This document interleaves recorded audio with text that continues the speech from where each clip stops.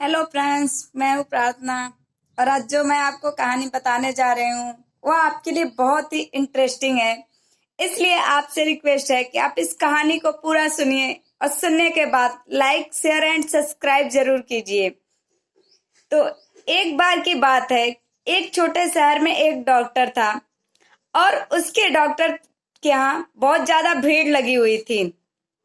बहुत से ग्राहक उसके यहाँ खड़े हुए थे और वह दवा दे रहा था। तब तक डॉक्टर के दुकान के सामने से एक बूढ़ी माँ गुजरती है और साइड में एक पेड़ होता है, वह वहां जाके खड़ी हो जाती है और डॉक्टर उस माँ को देखता रहता है। वो वहां खड़ी रहती है और डॉक्टर के दुकान की साइड देखती है, पर डॉक्टर के पास बहुत ही भीड़ लगी होती है और डॉक्टर भी उस माँ को देखता रहता है। फिर डॉक्टर सोचता है जैसे ही हमारे यहाँ से भीड़ खत्म हो वैसे ही मैं उस माँ के पास जाऊं और उनसे पूछूं कि आपको क्या दिक्कत है। और बूढ़ी माँ भी सोचती है कि जैसे ही डॉक्टर के पास से सभी लोग हटे वैसे ही मैं डॉक्टर के पास जाके और उन्हें बता के अपनी दवा ले लूं। ऐसे ही सोचते रहे और डॉक्टर दवा देता रहा। तब तक डॉक्टर सोचा मैं फटाफट क्यों ना भीड़ खत्म कर लूं दवा देके, और डॉक्टर फटाफट सभी ग्राहकों को दवा दिया। और जैसे ही ग्राहक कम हुए वैसे ही डॉक्टर फट से अपने कैबिन से निकल के बाहर आता है और उस बूढ़ी माँ के पास दौड़ के जाता है और बूढ़ी माँ से पूछती है, माँ मैं आपको कब से देख रहा हूँ, आप यहाँ आके खड़ी हैं, आपको क्या प्रॉब्लम है, मैं दवा ला के दे देता हूँ।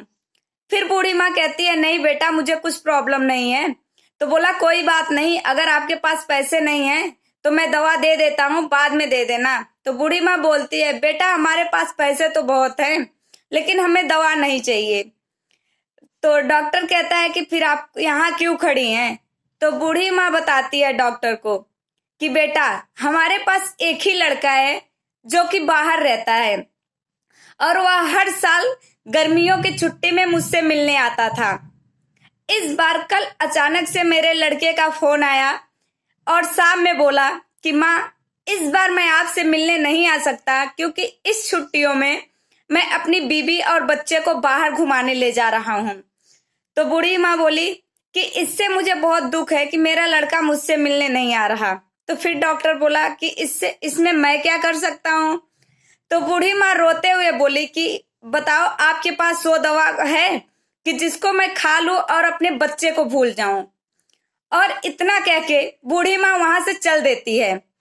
जैसे ही वहां से बूढ़ी माँ चल देती है, डॉक्टर इतना सुनने के बाद बिल्कुल सूना पड़ा होता है और वह वापिस अपने कैबिन में आता है। तो इस कहानी से हमें यह सीख मिलती है कि अपने माँ बाप को इतना प्यार दो कि कभी माँ अपने बच्चे को भूलने की दवा डॉक्टर के पास लेने न जाए। Thank you.